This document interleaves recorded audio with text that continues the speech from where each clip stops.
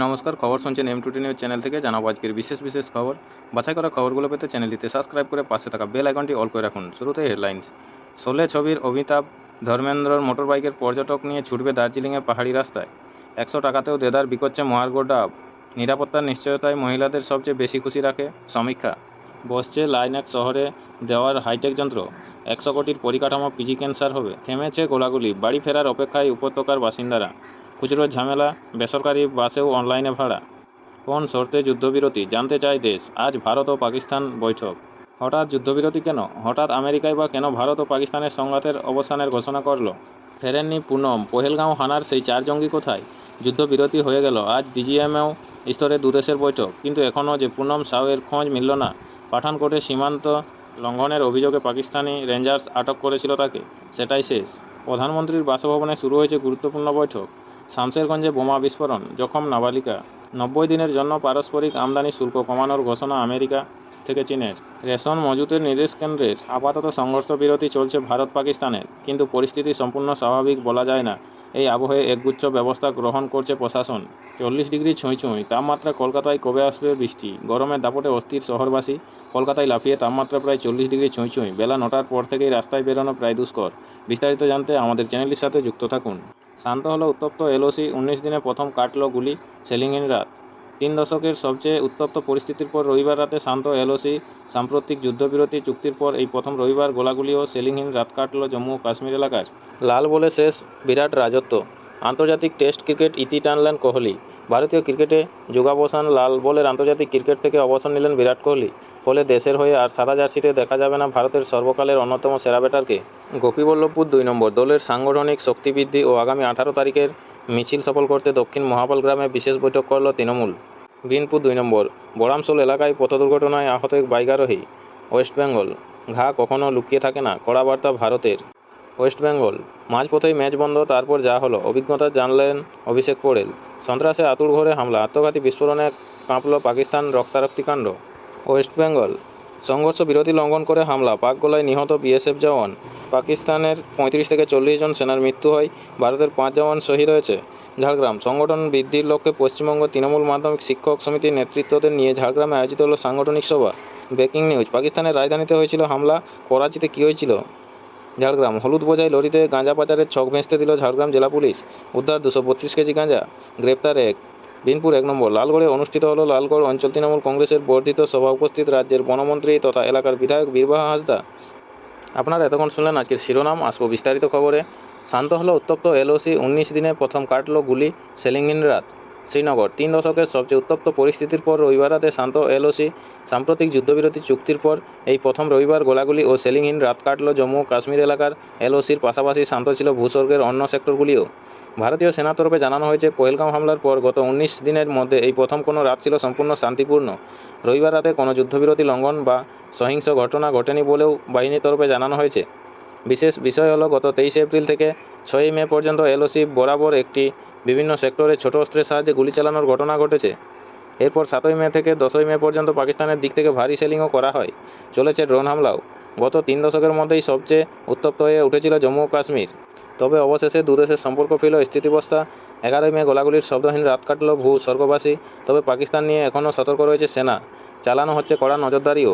নমস্কার, আজকের weather update কী রয়েছে দেখে নেব। 40 ডিগ্রি ছুঁই তাপমাত্রা। কলকাতায় কবে আসবে বৃষ্টি? বিস্তারিত জানবো কী বলছে আবহাওয়া দপ্তর। কলকাতা। গরমের দাপটে অস্থির শহরবাসী। কলকাতায় লাফিয়ে তাপমাত্রা প্রায় 40 ডিগ্রি ছুঁই। বেলা 9টার পর থেকেই রাস্তায় বেরোনো প্রায় দুষ্কর। যদিও আজ সোমবার আকাশ রয়েছে আংশিক মেঘাচ্ছন্ন, কিন্তু সকাল পেরিয়ে বেলা বাড়তেই রোদের দাপট বৃদ্ধির সম্ভাবনা রয়েছে। আবহাওয়া দপ্তরের পূর্বাভাস অনুযায়ী আজ কলকাতায় সর্বোচ্চ তাপমাত্রা থাকতে পারে 39 ডিগ্রির আশেপাশে। অন্যদিকে সর্বনিম্ন তাপমাত্রা থাকতে পারে 29 ডিগ্রির কাছাকাছি। গত 24 ঘন্টায় কলকাতায় সর্বোচ্চ ও সর্বনিম্ন তাপমাত্রা ছিল যথাক্রমে 39.4 ডিগ্রি ও 29.2 ডিগ্রি, যা কিনা স্বাভাবিকের তুলনায় 2 ডিগ্রি পর্যন্ত বেশি। উল্লেখ্য বিষয় হলো, মে মাসের দ্বিতীয় সপ্তাহ পড়তে না পড়তেই তীব্র দাবদাহে পড়ছে জেলাগুলি। বাইরে বেরোলেই গরম হাওয়ার ছেঁকা লাগছে গায়ে। গলদঘর্ম হয়ে নাভিশ্বাস উঠছে ঘরে থাকা মানুষেরও। মানুষ চাতক পাখির মতো আকাশের দিকে চেয়ে আছে, কখন নামবে বৃষ্টি। আবহাওয়া দপ্তর জানিয়ে দিয়েছে, আপাতত সেই আশা দুরাশা। আগামী বৃহস্পতিবার পর্যন্ত এই পরিস্থিতি থাকবে দক্ষিণবঙ্গে। কয়েকটি জেলায় চলবে তাপপ্রবাহ। প্রতিদিন নিয়মিত সঠিক খবরগুলো শোনার জন্য আমাদের চ্যানেলটি সাবস্ক্রাইব করে রাখুন। ফিরে আসবো খবরে। লাল বলে শেষ বিরাট রাজত্ব। আন্তর্জাতিক টেস্ট ক্রিকেটে ইতি টানলেন বিরাট কোহলি। নয়াদিল্লি, ভারতীয় ক্রিকেটে যুগাবসান, লাল বলের আন্তর্জাতিক ক্রিকেট থেকে অবসর নিলেন বিরাট কোহলি। ফলে দেশের হয়ে আর সাদা জার্সিতে দেখা যাবে না ভারতের সর্বকালের অন্যতম সেরা ব্যাটারকে। সাদা জার্সিটা তুলে রাখারই সিদ্ধান্ত নিলেন কোহলি। আজ সোমবার সকাল 11:30 নাগাদ নিজের ইনস্টা অ্যাকাউন্টে এই সিদ্ধান্ত জানান চেজ মাস্টার বিরাট কোহলি। এই সিদ্ধান্তে আবেগ তড়িৎ হয়ে পড়েছেন ভারতীয় ক্রিকেট দলের সমর্থকেরা। অনেকেই বলছেন রোহিত শর্মার পর বিরাট কোহলির টেস্ট দল থেকে অবসর এক যুগাবসানের সামিল। 2011 সালের জুন মাসে কিংস্টনে ওয়েস্ট ইন্ডিজের বিপক্ষে টেস্ট অভিষেক করেছিলেন তরুণ বিরাট। এরপর থেকে শুধু তারই রাজত্ব। গত 14 বছরের বর্ণময় ক্যারিয়ারে খুব কম সময়ে অফ ফর্মে দেখা গিয়েছে প্রাক্তন এই ভারত অধিনায়ককে। আর এবার টেস্ট ক্রিকেটের সাদা জার্সিটা তুলে রাখার কথাই জানালেন কিং কোহলি। টেস্টে তার ঝুলিতে রইল 123টি ম্যাচে 9,230 রান, যার মধ্যে রয়েছে 30টি সেঞ্চুরি এবং 31টি হাফ সেঞ্চুরি। বিশেষ বিষয় হলো জুন মাসেই ইংল্যান্ড সফরে টেস্ট সিরিজ খেলতে যাচ্ছে ভারতীয় দল। নিঃসন্দেহে সেই দলে মিডল অর্ডারে বড় ভরসা ছিলেন কোহলি। কিন্তু চেজ মাস্টার এই সিদ্ধান্তে ফের নতুন করে টিম বাছতে হবে নির্বাচকদের। মায়ের প্রেমিকের হাতে খুন নাবালক, সুটকেসে মিলল দেহ। গুয়াহাটি, মায়ের প্রেমিকের হাতে খুন 10 বছরের ছেলে। গুয়াহাটিতে এই ঘটনা ঘিরে চাঞ্চল্য ছড়িয়েছে।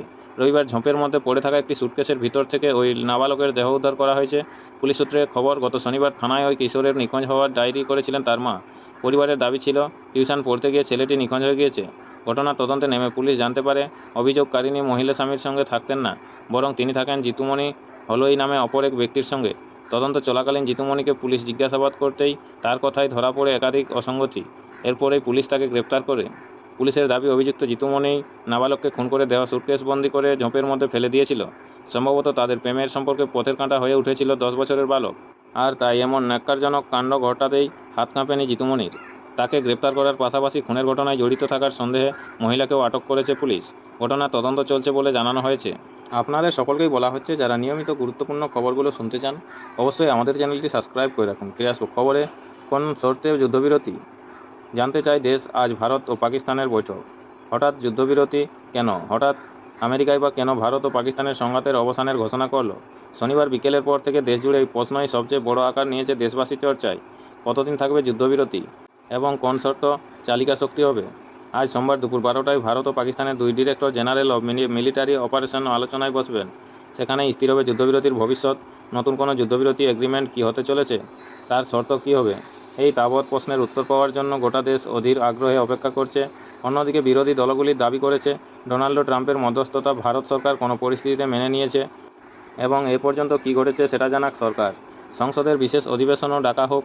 ভারত ও পাকিস্তানের মধ্যে বহু সংঘাত হয়েছে বিগত 78 বছরে, কিন্তু ভারত লাগাতার ঘোষিত অবস্থান বজায় রেখেছে যে তৃতীয় পক্ষের মধ্যস্থতা কাশ্মীর সহ কোনো ইস্যুতেই মেনে নেবে না।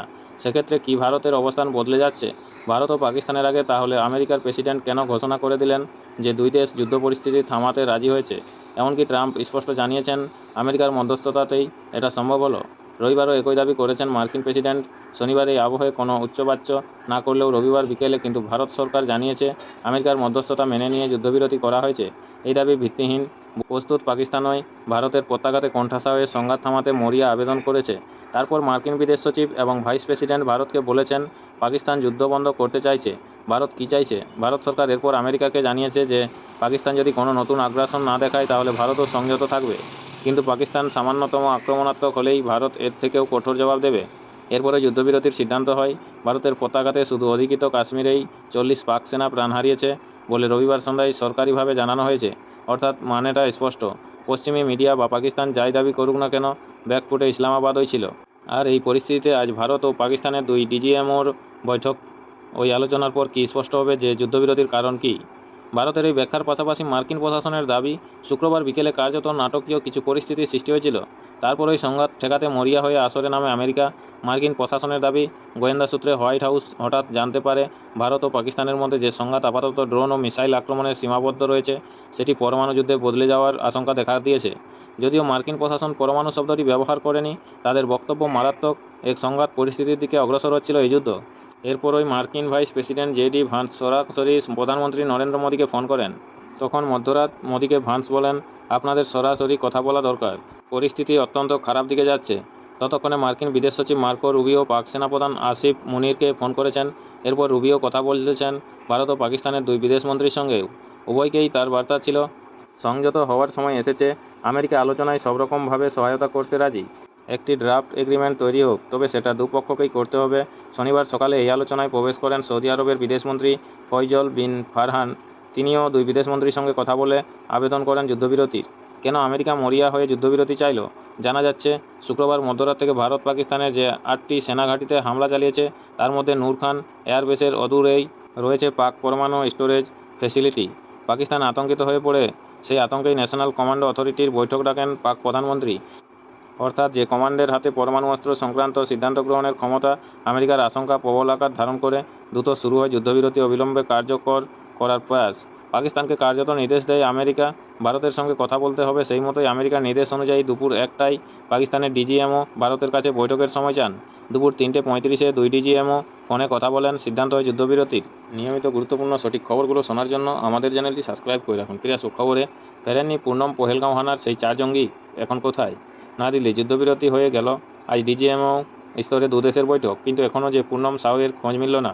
পাঠানকোটে সীমান্ত লঙ্ঘনের অভিযোগে পাকিস্তানি রেঞ্জার আটক করেছিল তাকে, সেটাই শেষ। তারপর থেকে আর খোঁজ নেই বিএসএফ জওয়ান পুনমের। ছুটছেন রজনী সাউ দেশের এই প্রান্ত থেকে অন্য প্রান্তে, বিএসএফ থেকে প্রশাসন, সব দরজাতেই কড়া নাড়ছেন তিনি, কিন্তু খবর নেই তার নিখোঁজ স্বামীর। আশা করছেন সরকার কিছু একটা করবে, কোনোভাবে রক্ষা করবে তার স্মৃতির সিঁদুর। এটাও কি অপারেশন সিঁদুরেরও অংশ নয়? দু চোখের পাতায় এক হচ্ছে না রজনীর। বিএসএফ কর্তারা আশ্বাস দিচ্ছেন ব্যবস্থা হবে, ভাবছেন সেনা কর্তারা সোমবার বৈঠকে বসবেন, তাতে নিশ্চয়ই সুখবর মিলবে। আশায় রজনী, আশায় দেশবাসীও। শুধু পুনমের জন্য নয়, পহেলগাঁওয়ে নৃশংসভাবে যারা 26টা প্রাণ কেড়ে নিয়েছিল সেই জঙ্গিরাও ধরা পড়বে। কিন্তু কোথায় সেই 4 জঙ্গি? তারা কি এখনও কাশ্মীরেই লুকিয়ে, নাকি সীমান্ত পেরিয়ে চলে গিয়েছে পাকিস্তান অথবা অন্য কোথাও? 22 এপ্রিল থেকে 10ই মে, 18 দিনের মধ্যে অপারেশন সিঁদুর অঘোষিত যুদ্ধ, ড্রোন এবং মিসাইলের সংঘাত। আবার 7ই মে থেকে 3 দিনের মধ্যে সেই যুদ্ধ থেমেও গেল আচমকা। আমেরিকার যুদ্ধবিরতি ঘোষণায় পহেলগাঁওয়ের নিরীহ পর্যটকদের হত্যাকারীদের সন্ধান কিন্তু পাওয়া গেল না। রবিবার ভারতের 3 সামরিক দপ্তরের কর্তাদের পাশে বসিয়ে director general of military operation Rajiv Ghai দিল্লিতে জানিয়েছেন, পাকিস্তানের প্রতিটি আক্রমণের পাল্টাযোগ্য জবাব কীভাবে ভারত দিয়েছে। পাকিস্তানকে সমুচিত শিক্ষার বিস্তারিত তথ্য দেওয়ার পাশাপাশি ভারত শীঘ্রই রাষ্ট্রসংঘের নিরাপত্তা পরিষদেও জমা দেবে পাকিস্তানের পক্ষ থেকে হামলা, সন্ত্রাসে মদত এবং বিনা প্ররোচনায় ভারতের সাধারণ মানুষের উপর গুলি তথা ড্রোন মিসাইল হানার প্রমাণ। কিন্তু এই তাবৎ ঘটনা পরম্পরার মধ্যে যেন কর্পূরের মতোই অদৃশ্য হয়ে গিয়েছে। পহেলগাঁওয়ে গণহত্যাকারী 4 জঙ্গি, তাদের মধ্যে 2 জন সরাসরি পাকিস্তান থেকে প্রশিক্ষণ নিয়ে এসেছে এবং বাকি 2 জন কাশ্মীরেরই সহায়ক বলে গোয়েন্দা জানতে পারছে। অন্তত 90 জনকে সন্দেহভাজন হিসেবে আটক করা হয়েছে, কয়েকশো মানুষকে জেরাও চলছে। সেনা ও আধা সামরিক বাহিনী এখনও দক্ষিণ কাশ্মীরের অরণ্যে চিরুনি তল্লাশি চালাচ্ছে। অঘোষিত যুদ্ধ থেকে যুদ্ধবিরতি পর্যন্ত হয়ে গেলেও খোঁজ মেলেনি এই গোটা পর্বের সূত্রপাতকারী, সেই ঘাতক বাহিনীর অপারেশন সিঁদুর। কিন্তু তা শেষ হয়নি। নমস্কার, এখনকার স্থানীয় সংবাদটি এই পর্যন্তই। পরের সংবাদটি পেতে চ্যানেলটিতে সাবস্ক্রাইব করে পাশে থাকা বেল আইকনটি অল করে রাখুন। সবাই ভালো থাকুন, সুস্থ থাকুন। দেখা হচ্ছে পরের আপডেট খবরে। ধন্যবাদ।